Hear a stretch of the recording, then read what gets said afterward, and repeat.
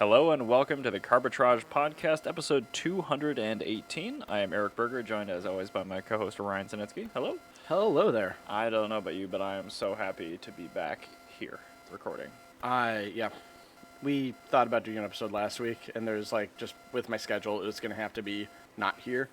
Well, and I was that, and no. it would have been so close to this recording time anyway that we just decided to no. try to keep the quality up and record here. Yeah, so thanks for bearing with us. I didn't want to deal with having to deal with Discord after having to deal with an auto show.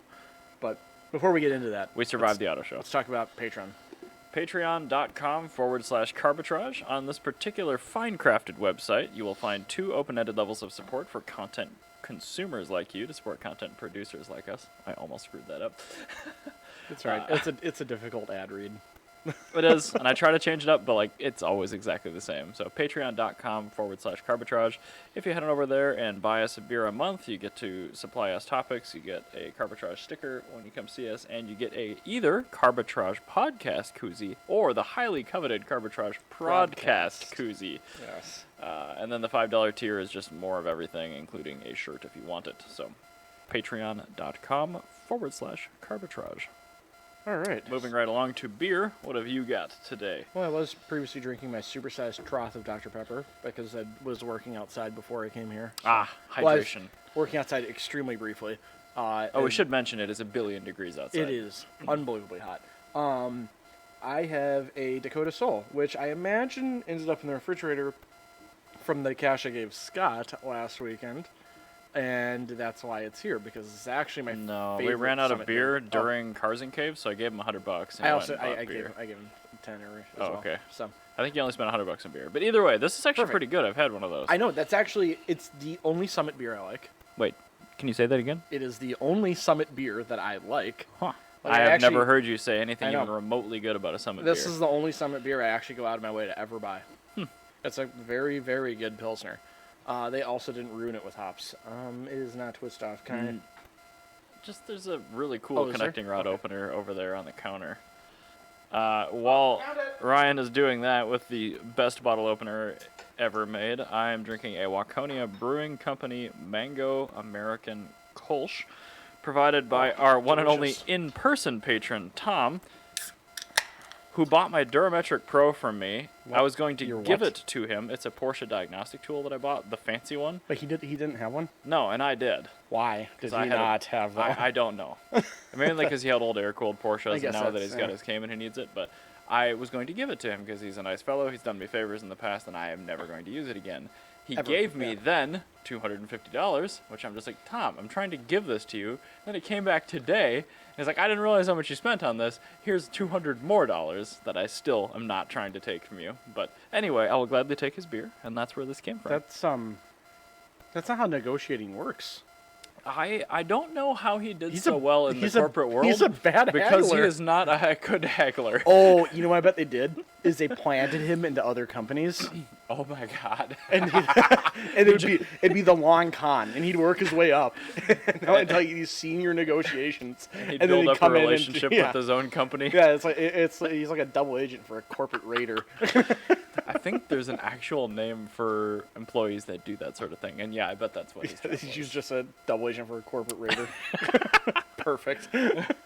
So, let's start off talking about the auto show, because before I talk about any of the podcast stuff itself, let's talk about getting in there. Let's start with your experience, and then I'll tell mine. And then my experience was, sorry, guys. When I arrived to do the show, I get there and the vendor booth wasn't open.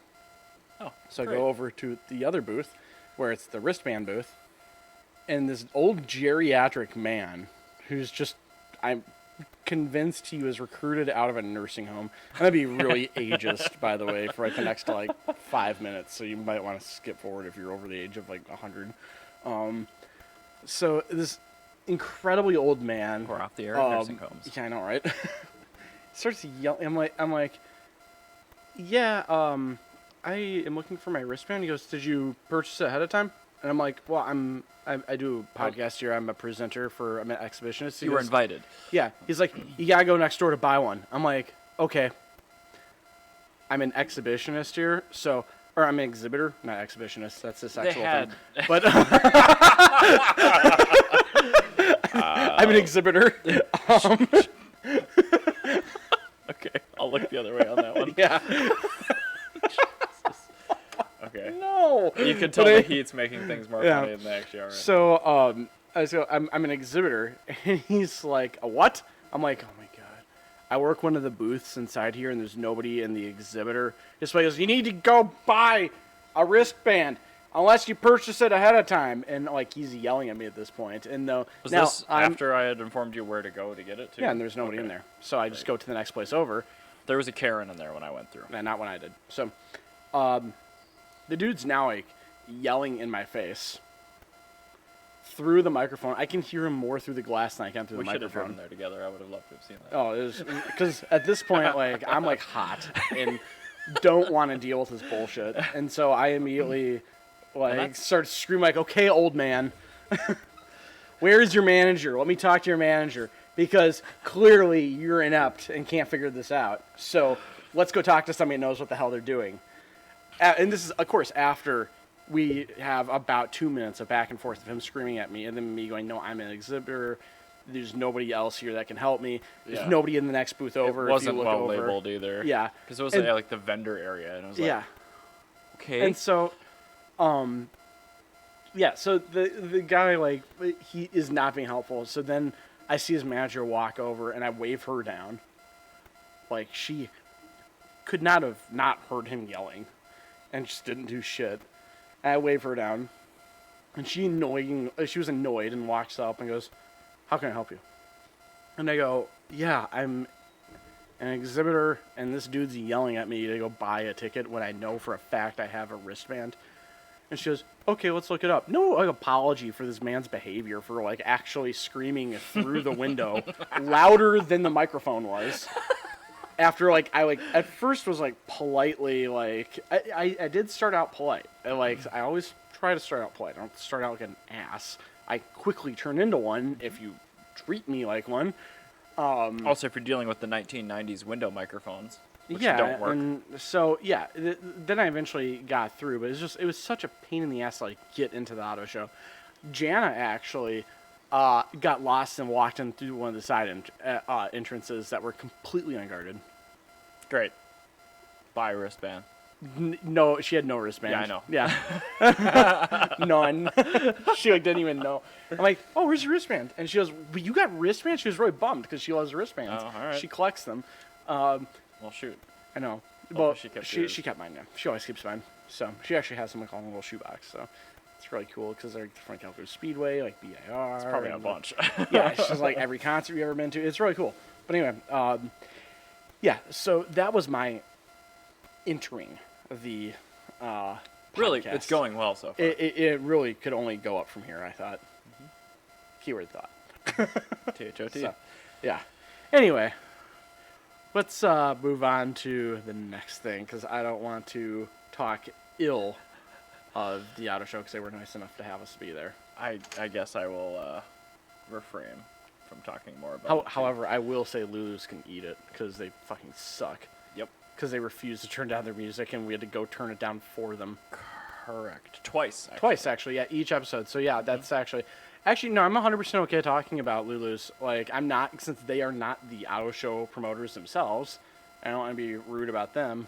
And to give them benefit of the doubt, they were having to kind of like put this together at last minute. Well, and Lulu's had to lure people down to that end of the block with their music to let people know that they were open because there was 0 foot traffic on that edge of the fairgrounds. Yeah, they kind of put it as far away from anything as possible. And, like, I get where they're coming from because we were in the amphitheater. It's a nice facility if it's prepped, which this was not. But, again, we are not on the beaten path anywhere. No. Except for near that one guy with the Mustang. They kept starting it up and revving it. Yeah, so I put us next to the people that were revving their engines. And with broken internet, no tablecloth, one speaker that just gave massive microphone feedback. With a 4-foot cable. And, like, I have a recording of my first phone call with these guys, and, like, I should play it for you after the show, because, like, it sounds like they have their shit together, and they offered all these amenities and features. To give them benefit of the doubt, I have dealt with the state fairgrounds before, and they were dealing with an uphill battle because the state fairgrounds will tell you, yeah, we got this, this, and this. And then either A, they don't, or they do, and it's from like the 1990s. Or it's in another part of the facility. Or it's that like they don't have completely access lost, to. or like they changed the password and the IT guy didn't tell them that. Like I changed the password and told them what it is. yeah, So like that's the thing is like they were kind of dealing with an uphill battle because like the state fairgrounds really does not have their shit together, and it's a miracle that the Minnesota very State Fair clear. ever happens. But yeah, Lulu's was like the worst, right? And it was like we were sitting there, we're talking to them, and like I forgot there's the one dude that was there. I'm like, yeah, we need Lulu's to turn on their music, and it's a little loud. I'm like, yeah, we can't really record or anything. Oh, I didn't think about that. And he goes, yeah. He goes, oh. I'm like, yeah, copyright violations. He goes, oh. I didn't think about that. Yeah, I I'm think like, he literally said that. that's literally what I said. Like, dude, like. Anyway, yeah, to your point, like, I'm not really trying to bite the hand. I'm not gonna do that, but like, there is some. I'm entirely putting on part of the state fairgrounds, that the state fairgrounds really, I think, kind of let them down a lot with their side of it. Given the amount of time between when it was announced that they were actually going to do an auto show and the time they put it on, I think they did okay. Yeah, I think. Yeah, and not only It that, sounded great. this was also entirely without any pre-plan, because like the auto shows are planned like 9 months in advance. This was thrown together in like 2. Yeah. So I think that given the circumstances, they did fine. And I've also had like a 2-week gestation period where I like It's a good thing can we took calm some down. time off. Yeah. Ask us the day after. Would I have been was a different pretty story. heated if you had asked me on Sunday. I think actually when I went to the car show later that day, I was pretty heated. But yeah, so it's I think that given what they had to deal with, they did pretty well. So I got you. yeah. No, I'm in agreement. I'm glad we took the time to digest and gestate. But yeah, they did well with the 2 months they had, but it was not well, at least for us. Yeah. All right. Okie doke. Moving on to the first topic. Back in 2019, Tesla ran through their allotment of government-issued Yes, they tax did. credits. Yeah. They were I think the first manufacturer in the United States to do that, followed by Chevrolet. Yeah. With the Volt and Bolt. But now that we have Can we just call it the Volt? the Volt, sure. Now that the Volt has sold so many units too. Now that we have a new person sort of in charge of the country that isn't immune to green energy, it sounds like these are coming back. So there's legislation to bring back tax credits not only for new EVs, including Teslas, but also used EVs. And there's a lot to read on this, but the gist is it's, like I said, it covers used vehicles as well. So I you think that's could, huge. as a lower income family, go find a $6,000 Bolt and potentially get $3,500 back. I think that's the most important part here, because if you want to talk about something that does hold back a lot of lower income people, is the fact that like you make $12 an hour and you have to drive a Chevy Tahoe. And That it is breaks like- down all the time. That's like running on like 6 to 7 of 8 cylinders.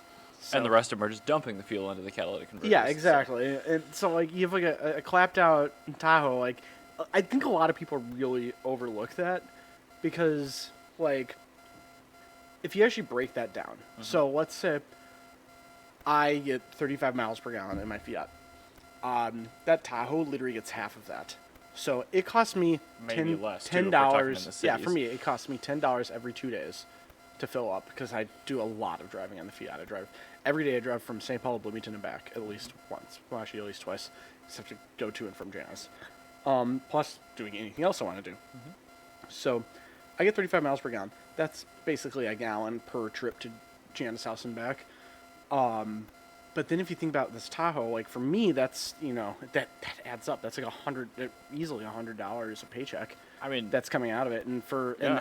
and that's like I make enough money to get by. Like I feel I'm comfortable, but I'm not like there are times where I'm like, I should probably cut back a little bit. yeah, like I can't do exactly what I want. I can live comfortably and be happy, but I can only imagine if I'm making, a quarter of what I'm making right now, and then having to get half the fuel economy and shit break all the time, that would suck. Yep. And I think that actually getting EVs to a lot of lower income families is going to be really, really, really huge. Because Well, and especially used low-range EVs, which are ideal for level 1 charging, which is the only thing they're going to have potential access to in their domicile.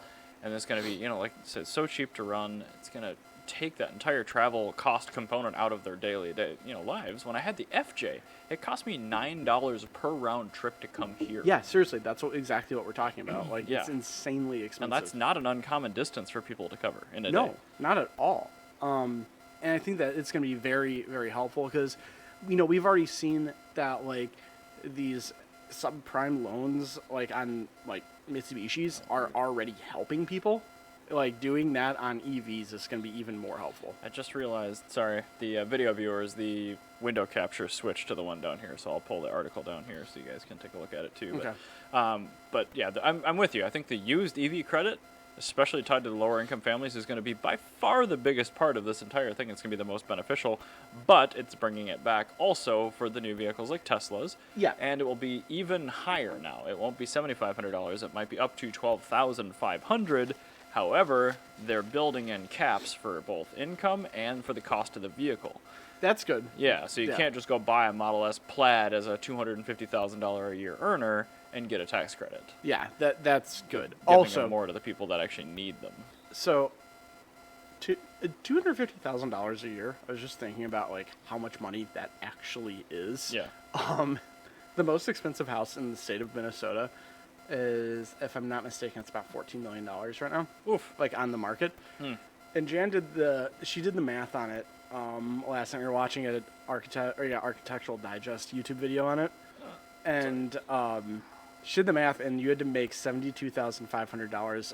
That's $72,500 a month was the mortgage on that house. Good God. So yeah, I did that math. So $72,500 a month to pay that. So yeah, you have to get 4 times that for your yearly, or for like per month, or yeah, you have to get like 4 times that to get approved. Yeah. Like your monthly payment. Right, your debt to income, yeah.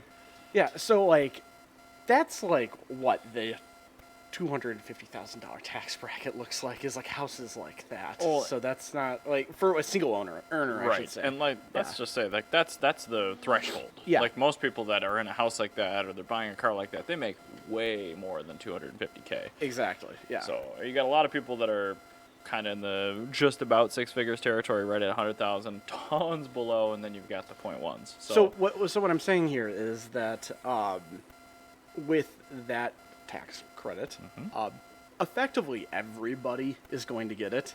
And you hear, or it's a cap at $250,000, and you go, well, I make $72,000 a year. And the cap's way less than 250. I was just saying that as a rich people but number. what I'm saying is like, you get that top tax bracket. People hear $250,000, but then they don't think about what that actually is. Right. Yeah. So like that's a very large amount of money for a single earner. Annually, single earner. Yeah. Yes. Especially if you're talking net, which those persons probably are. So yeah.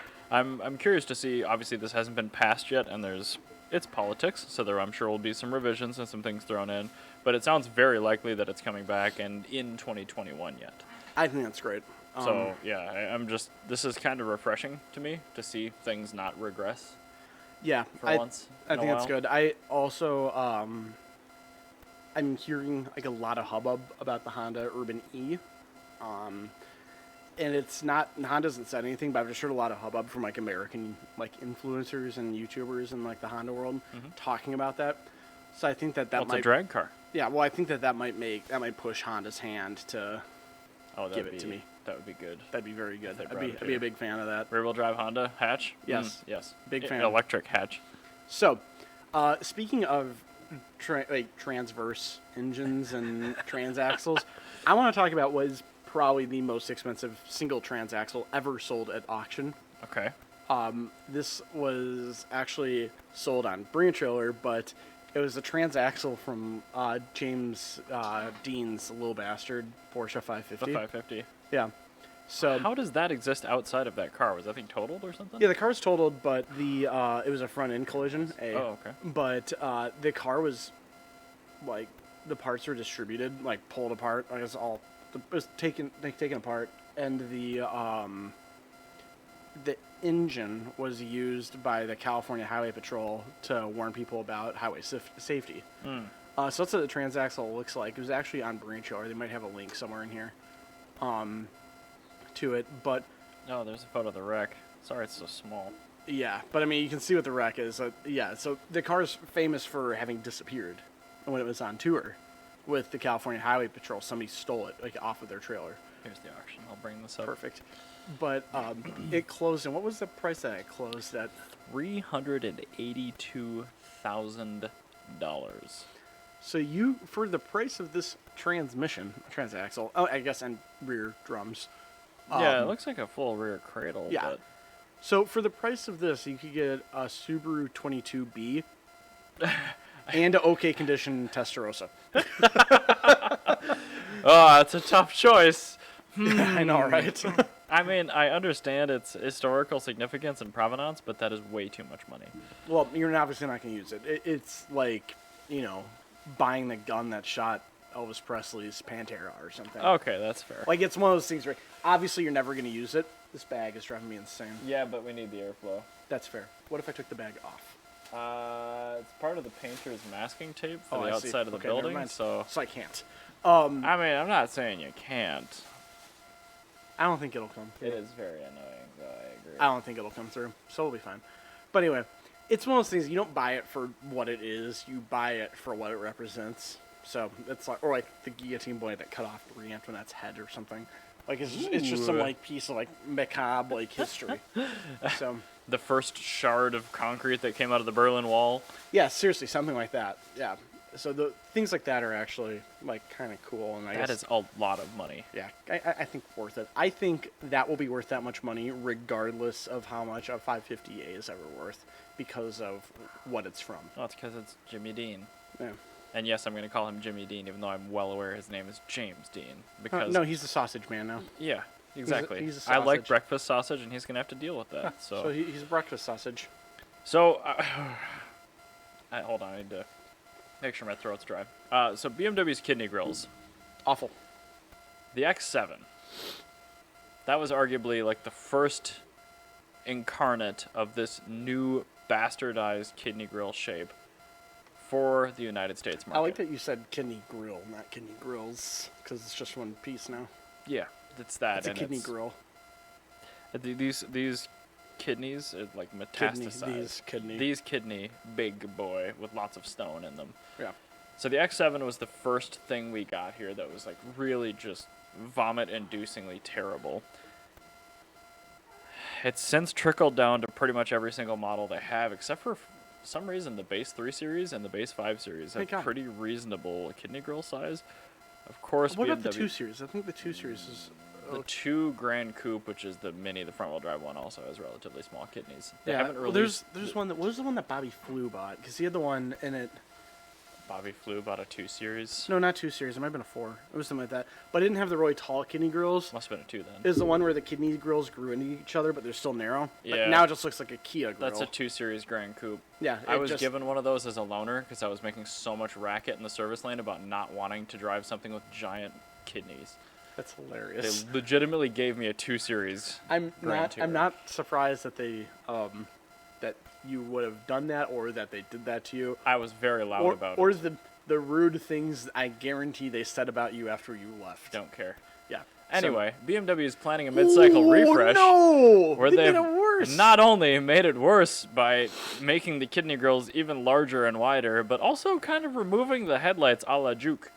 So have you ever like been using Photoshop and your computer like screws up and then you pull like one layer and it like freezes artifacts as you're going, and then then it's like yeah, that's what it does. It looks like the headlight like, artifact is just like still there. This is content to where gone wrong.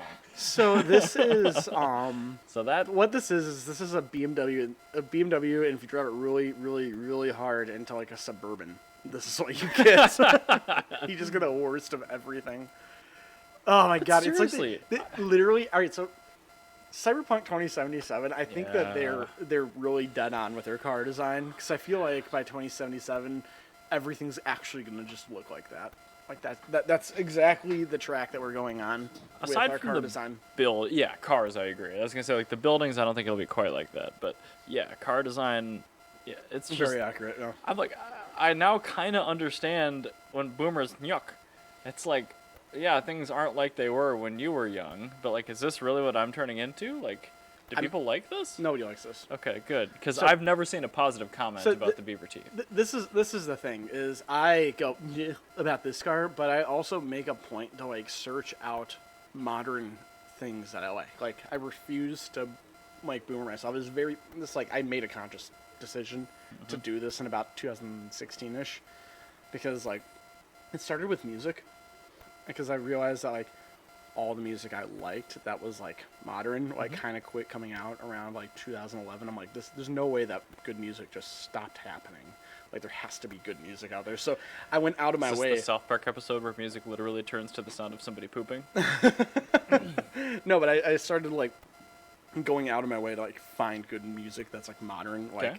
because I felt like I was having a midlife crisis. I knew it wasn't, but I'm like I'm definitely getting to that point like- at some points too. yeah, but I'm like, no, this is like step one. Like, this is where it starts. Like, this is the guy that's like 30 years old, and he's like, you know what? I'm gonna tell you about the first album of Franz Ferdinand, how it's better than all modern music. No, I'm not gonna be like that. Like, I'm not gonna be like the Gen Xer. It's like, let me tell you about Def Leppard. I'm like, please don't. Here's $20 to not Like, do that. listen, thing. dude, I like Pyromania too, but please don't even talk to me. Like, just pretend. Don't perceive me, please. So with like modern cars, I started doing that with modern video games and everything. But yeah, with modern cars, it's like I see this, and this is like things like this are why I'm like, you know what? I like the Mirage. That's my favorite modern car. I mean, granted, it's a 10-year-old car, but it's but- got a modern front end. still sold. Yeah. But I look at that now. That's true. It's a kooky. Yeah. No, it's like Or is- it's a third one. I don't know what I don't know what third is. Zenki kooky. Old face, new face. I can't remember new faces. Oh, we gotta figure this Yeah, out. I'll have to ask like a Japanese person. Shoot. But yeah, it's like the third revision of the Mirage makes me feel a lot better about the world when this exists. Because like while BMW is getting worse, Mitsubishi's getting better. So And I'm totally fine with that. yeah, But I mean, this is this is needs to untenable. stop. This is awful. And like, this will set the tone for BMW's corporate styling for the rest of the models, like the X7 did when it first came out. So this is not good. This is the wrong path. It's the wrong path. I think it's funny that BMW is like, oh, you guys don't like this? Here's more of it. But like, Seriously, they think we're joking. Like, no, we actually hate this a lot. this is really insufferable. Like, But I guess really- the Chinese market's all just giving the thumbs up, and I mean, I guess pigeonhole yourself for 1/3 of the global car buying population. well, the problem is people are buying it in this country too. So, well, no, this is the thing that I'm thinking about is like they're kind of pigeonholing themselves to like one market dominating everything. Yeah, well, I mean that was the U.S. forever. That's what I was about to say. Is like this sounds shockingly similar to like Buick. Is like they designed a car like the 1950s and it was very, very, very popular Here, here, and then they just continued making it for here. And like, why are people buying this in Nagoya? and an X7, 40 years from now, somebody's gonna show up at a car show, a retro car show in one of those, God. and some out-of-country person who grew up in China or some They're other gonna coun- lose their mind They're gonna about lose their mind that one of these came over it, and they'd be like, "How did this happen? This wasn't meant to survive." No, it wasn't. It's But, just- God, this is so bad. I can't wait for these to be really cheap because like they have like some horrific maintenance problem, and I can. Just They start- do, because most of them have the V8. Yep, exactly. They're going to have a horrific I maintenance didn't tell problem. you. The complete non sequitur, kinda. My boss's X5M, 3 years ago, and it was ticking over 20,000 miles. Yeah. I told him, you need to buy an extended warranty for this, because it has an S63 engine and it will completely grenade at 60,000 miles. He's like, oh, he's running fine. Thursday this week, hey, when I really get on it, blue smoke comes out the back. I'm like, Dale, do you remember that many times that I sent you in writing and also verbally conveyed to you that those engines only last 60,000 miles and you need an extended warranty? Yeah, you did. 57,000 miles called. Your engine is done.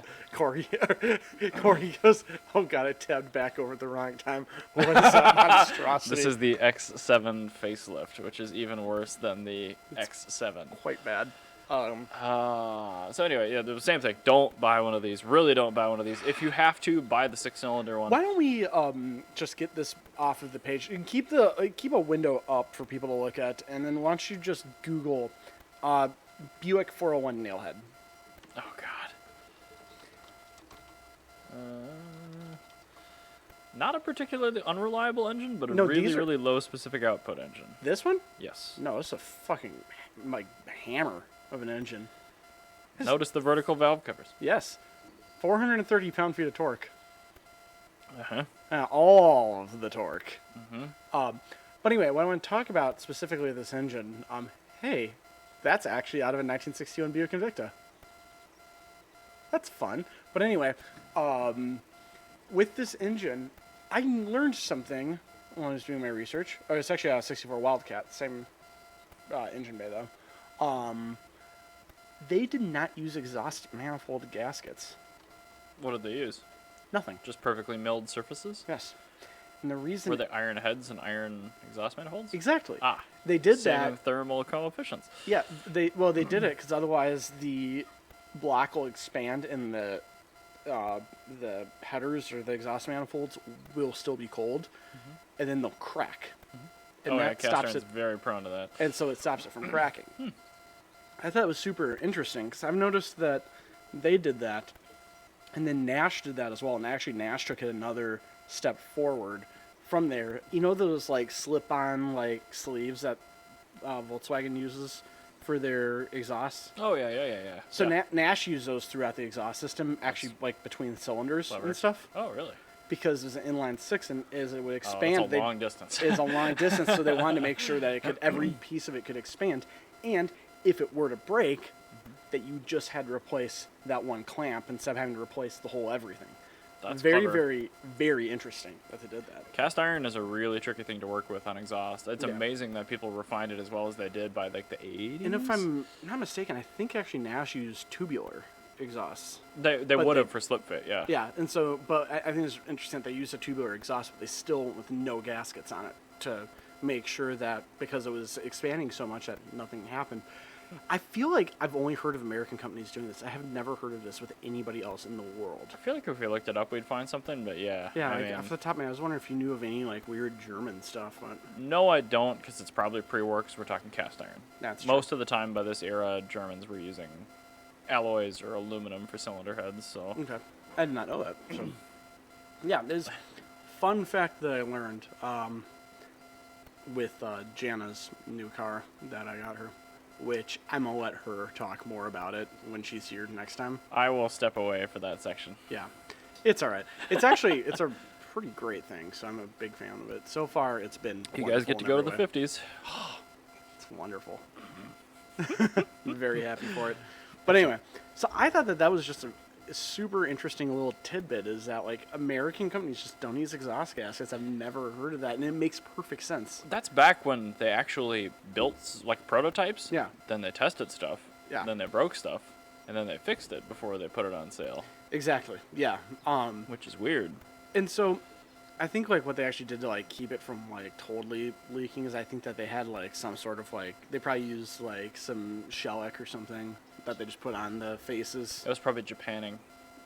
Japan? Ever heard of that? No. What is that? It's a black industrial coating. It was probably that. It was used for anti-corrosive. That was probably it. Yeah. It's fascinating. I will have to I'm look sure that it's insanely toxic, but it's really cool. If you ever see an old electric motor, a sewing machine or anything like that, it's Japanning. Oh, I didn't know that. It's just a hardened coat. Yeah, it's really interesting. That's probably, you know what? Yeah, that's why the starters never go out on these Buicks. It's just the solenoid goes out. Japanning is a type of finish that originated in the European imitation, blah, blah, blah, yakka work. Yeah, just go Google it. It's really interesting. That sounds like a bunch of TLDR. That's kind of what I just did with my mouth. So, the summer car show schedule is getting a little bit insane, which partially led to why we are recording so late here. But Cars and Coffee was this morning. Cars and Caves last weekend here. Holy hell. That was great. The turnout, it was old-fashioned good-timey days. It was 800 cars, 1,200 people. You know why? Because this venue's good? No, the Oscar Mayer Wienermobile is here. Well, one of them was here, yes. They have several.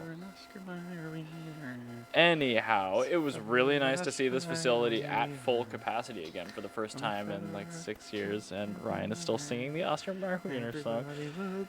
Anyway, I'm using that as a segue to say that it's a busy season, and in about a month, I will be heading to Pikes Peak with a few other people to watch the hill climb. Wait, that's in a month. Soon. It's the 26th of this month. It's in 21 days. So anyway, everything's set. We got our tickets, admission, mountain passes. The car is ready, everything. But up until Back to the 50s and the now eligible vehicle that I own, I fully intended on going to that with you guys. But there's no way that with Back to the 50s, because... Is that the same weekend? Yeah. Okay. Well, so is The Gambler. I had to turn that down this year because of that. I would do The Gambler. I'd do Back. I kind of like The Gambler. Gambler's fine, but listen, I gotta find some finned valve covers. I need to find a swamp cooler. I need to find a Cadillac air cleaner. I got so many things I need to actually... I have to go to Back to the 50s to go shopping. Fix your other cars first and then work on the Buick. No, this is for Jana, so this takes precedent apparently. Anyway, so... happy wife, happy life. I'm trying to think of a similar mnemonic device for happy girlfriend, happy... It's the same life. thing. Yeah, it's happy wife, happy life. So we talked a couple of months ago about Porsche investing heavily in synthetic fuels. We did, yes. When petro starts getting refined a lot less, it's going to get a little bit more scarce, and it's still not the most environmentally friendly thing in the whatever ethos to burn. So I think that's an interesting path. Toyota just once again in their anti-EV push has started developing hydrogen combustion engines. I think that's super ironic. What? Toyota, anti-EV. They are, and it's kind of strange. That's it's so ironic because they were the ones that made hybrids a thing. And this is now you're just they figured out all this technology before everyone else, which is why I kind of want to ask the question. They're working on a hydrogen combustion engine. I'm the fuel will be endlessly valuable for everything old, but is developing all that and further postponing their electrification a good thing to develop this technology, or are they knuckling themselves? I'm gonna go in and say I have full faith in Akio Toyoda and his... I kind of do too. I think that he's got a longer shot plan here, and this is I think it's a longer shot plan. They're gonna go in on hydrogen, and then I bet once they have that all worked out, which they might not, start selling through TRD or whatever kits to make older cars hydrogen. Which is great, but I think that hydrogen delivery is the problem. I know it's a huge problem. And Toyota can't solve that. I think that Toyota's going in on hydrogen because there's so many other companies that are going in on EV stuff, and I think that they're letting somebody else take the R&D cost, and they're going to kind of sort of Boston Dynamics, the thing where Boston Dynamics has never ever made a profit doing robotic stuff. Yeah. But different companies keep buying Boston Dynamics and then using their IPs. That's totally fair. That's what Toyota's going to do is they're going to look for a sort of Boston Dynamics for EVs, and then they're just going to use their intellectual property and then let somebody else do the heavy lifting. I do get the impression that all of their hybridization and electrification will be a little bit behind the curve for now while they're developing. You know what? What?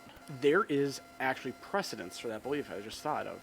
Because when Toyota, their first post-war car, the Toyota SA, was actually a prototype with Kubota, the construction company. We are very familiar with Kubota in this family. Yeah, so they actually had a partnership with Kubota to make... Kubota car. Yeah, to make a car. Kubota car. To make a Kubota car. Which is what Stella called the Element. It's adorable.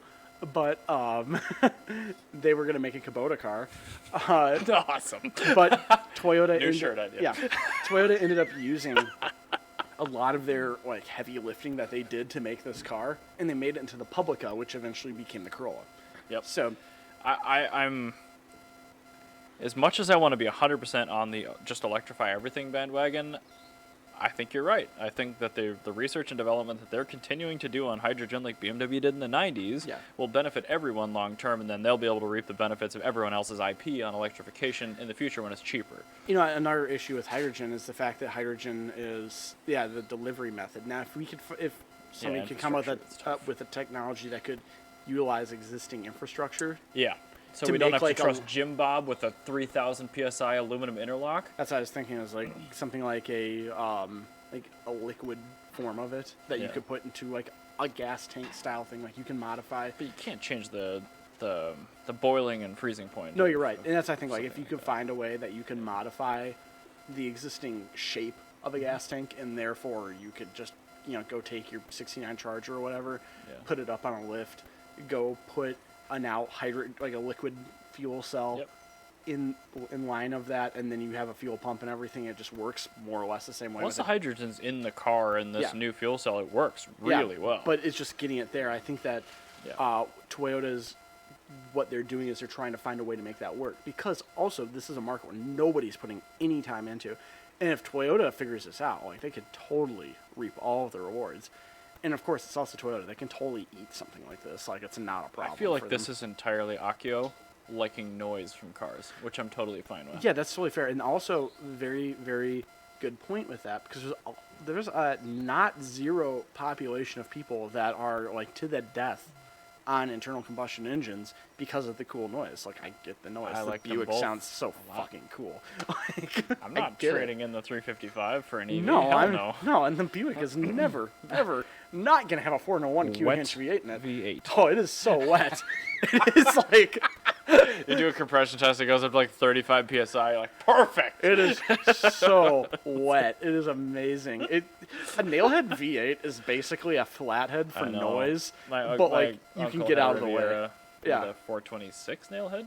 Oh, it's a bigger version than that. It sat in the corner next to Blubsky being birthed, and then we wrote a wash mime on the back window, and then it got given away to somebody. Oh, I see. Yep. Well, it's a cool engine, but like I can understand. I get it's almost it's like although I don't agree, I do understand like where these people are coming. And that's why I wanted to bring it up, because like I really don't agree with that course of action, but I'm fascinated to learn why. It's like I feel it's very similar to me like with the gun debate, like with people like gun control versus not control. I'm like I see both ends of the spectrum here. Toyota's like, only correct answer? Fuck you, I like hydrogen. Yeah, That's like fine. that's the thing. That's great. That's totally okay. And it's like when people say, I need this gun to like stop 20 to 30 I need it to protect feral my hogs." family. I need this. What happens when you're attacked by 20 to 30 feral hogs? Actually, meme, but real thing. Because when you see those, you do need an assault rifle. That's horrifying, and they do travel in packs. Anyway, But so I'm going to Pikes Peak later this month, and Bentley has entered a Continental GT3 that runs on biofuel. Yeah, exactly. A gasoline engine that runs on biofuel. I'm excited to see it. That's all. I think this is going to get more and more common. When you say biofuel, it doesn't run. So is it This is a methane? synthetic gasoline. Yeah, or it's but it what actual like combustion is it actually like? Because I'm wondering like if it. The other issue is that like carbon dioxide sits in the atmosphere for so long, but if it's methane that sits in the atmosphere, it comes and goes. It's 10 years. I am wondering if it is the synthetic fuel that Porsche has invested heavily in, where they can't actually tell us what it's comprised of. Because I didn't actually see that in here, and I just did a secondary glance, and it does not say what it is beside E-fuel, which is equivalent to a 98 RON, or a 91 or a 92 octane. Yeah, it doesn't really tell me a whole lot, and that makes me care very little, because what I want to know is, like, if it could be something where it is a tenable fuel source, and instead of being carbon dioxide, it's methane, that it's Methane's burning, way worse. but it doesn't say in the atmosphere is lying. Yeah, but it's like 1,000. No, it's not 1,000, but it's several hundred it's times more 400 ozone times. depleting. 700 times, but it exits the atmosphere within 10 years. That's actually why they're like a lot of like green energy stuff is trying to get people to convert over to methane producing I think they're going to power get plants. closer to the hydrogen fuel Yeah. with this synthetic fuel, just like creating a I liquid think, binder. yeah, that's kind where of yeah. it mainly I think produces that's what they're trying to do. Is, nitrogen and oxygen. I think that would be your that's your huckleberry. Is Yeah. getting your liquid binder, and I think that it's going to be really cool. Whoever makes that is going to save the internal combustion engine. And for that, we applaud. Yeah, like I still want an EV, but You got to have both. you do like Commute in your EV, have fun on the river roads in your big sloppy wet V8 or your high-strung Italian, whatever. it was literally last night when I was just driving the Buick around the block to like, make sure the battery didn't go flat. Buick. Like it was then I was like half throttle accelerating. It was just like slow, wet V8 noises, and the car was like shoving me into my seat. I'm like, I get this. All right. Thank you, 1960. This is pretty cool, actually. I can see why people are mad about this. There's no replacement for displacement, shit. Yeah, there There is, but I get where you're coming from. Yeah, I see what you mean. Your argument is wrong, but your point is valid. Incorrect, but the sentiment is valid. Yes, it's a valid sentiment of wrong argument. So, Alrighty. but yeah, I think that's a really cool thing to do, and I'm also just excited to follow this tech. That's what one of the most interesting things right now. Like solid state batteries and synthetic fuels. Like those things are going to be the two things that I'm going to watch the most closely, I guess. Yeah, and I'm a big fan of it because, like I said, the big thing here is for the never EVers that are it's gonna appease them. I think that'll be huge. Like we're not trying to get rid of combustion engines, clearly.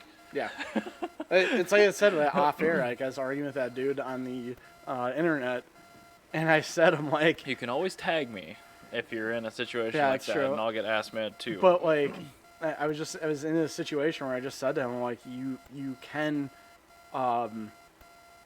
live with being a car enthusiast and also knowing that your hobby is bad for the environment. Yeah. It's similar to people smoking. Like, you don't lie to yourself and say smoking's good to you. No.